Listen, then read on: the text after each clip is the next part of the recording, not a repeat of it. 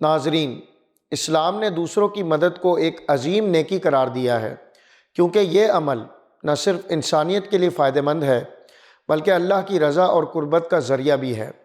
ضرورت مندوں کی مدد کرنا اسلامی تعلیمات کا ایک اہم حصہ ہے، اور یہ عمل سماجی تعلقات کو مضبوط کرنے اور معاشرتی بھلائی کو فروغ دینے میں بنیادی کردار ادا کرتا ہے۔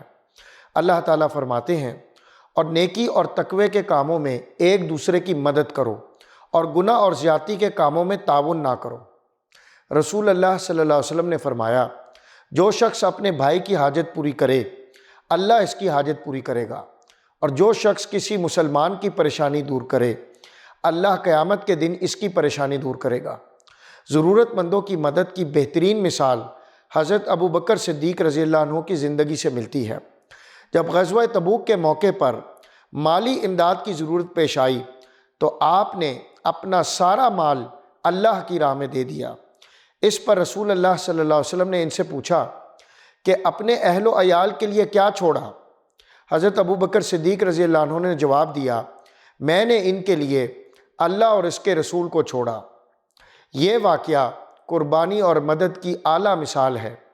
مثال کے طور پر، اگر کوئی شخص کسی بیمار کے علاج کے لیے مالی امداد فراہم کرتا ہے تو وہ نہ صرف اس کی ضرورت پوری کرتا ہے بلکہ اللہ کی رحمت کا بھی مستحق بن جاتا ہے۔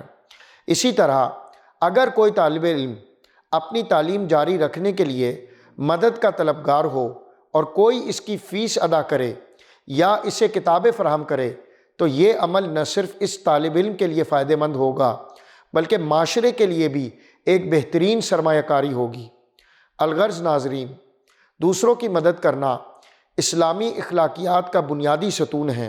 ہمیں چاہیے کہ ہم ضرورت مندوں کی مدد کریں اور ان کے دکھ درد کو کم کرنے کی کوشش کریں، کیونکہ یہی عمل ہماری دنیا اور آخرت میں کامیابی کا ذریعہ بنے گا۔ اللہ تعالی ہمیں دوسروں کی مدد کرنے اور اپنی زندگی کو انسانیت کی خدمت کے لیے وقف کرنے کی توفیق عطا فرمائے۔ آمین یا رب العالمین۔